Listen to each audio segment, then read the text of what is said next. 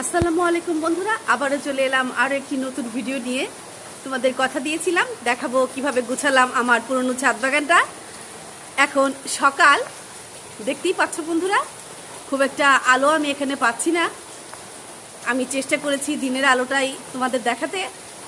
ঝুম বৃষ্টি হচ্ছে বন্ধুরা। সকাল মানেই প্রথম কাজ হলো আমার বিড়াল ছানাদের খাবার দেওয়া, সেটি আমি করছি।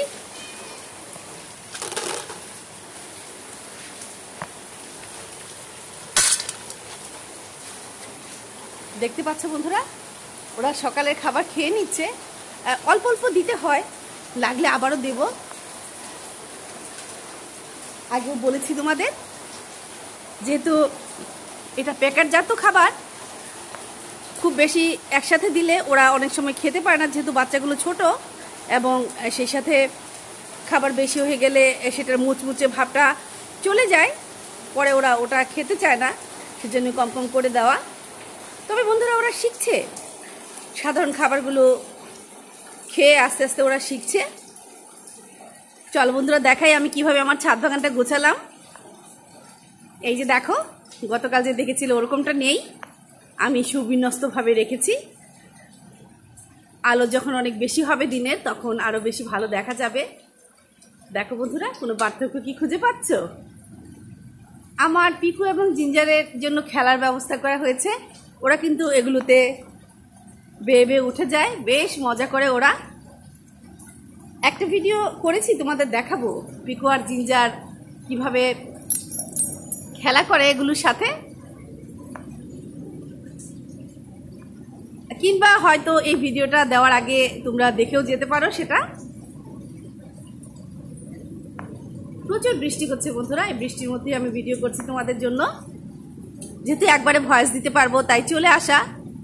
তারপর জানি না কেমন ভয়েসটা যাচ্ছে, একদিকে বৃষ্টির শব্দ, আবার সেই সাথে প্লেন যাচ্ছে। তোমরা জানো প্লেন আমার এখানে যাতায়াত করে, অনেক জায়গায় করে, তবে এটা বোধহয় ওদের একটা পথ, যার জন্য সবসময়ই এই পথটাতে প্লেন যাতায়াত করে এবং সেটা শব্দ শোনা যায়।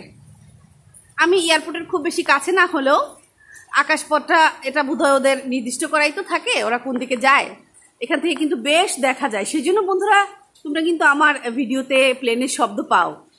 রাত দিন সবসময় থাকে, বিশেষ করে আমি ছাদ বাগানে যখন লাইভ করি বন্ধুরা, তখন তোমরা সেই যে প্লেন যে উড়ে যায় সে লাইটটা পর্যন্ত তোমরা দেখতে পাও। আগে পেয়েছো, কিন্তু এখন তো আর ছাদ বাগানে লাইভ হয় না, তবে অচিরেই করবো বন্ধুরা।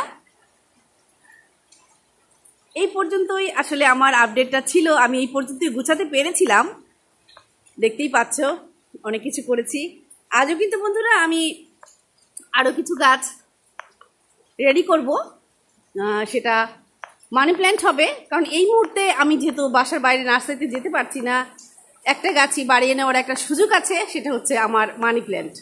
পুরনো গাছ থেকে নতুন গাছ বানানোর এটাই কিন্তু বন্ধুরা মুখ্য সময়।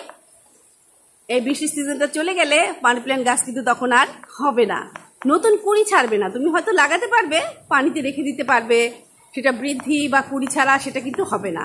তাহলে বন্ধুরা, আজকের মতো আমার ছাদ বাগানের ভিডিওটা এখানেই রেখে দিচ্ছি। জিঞ্জার কিন্তু খাচ্ছে আর পিকু খেয়ে ফেলেছে। আমার ভিডিওটা ভালো লাগলে বন্ধুরা আমার ভিডিওটা শেয়ার করো, যে যেখান থেকেই দেখলে।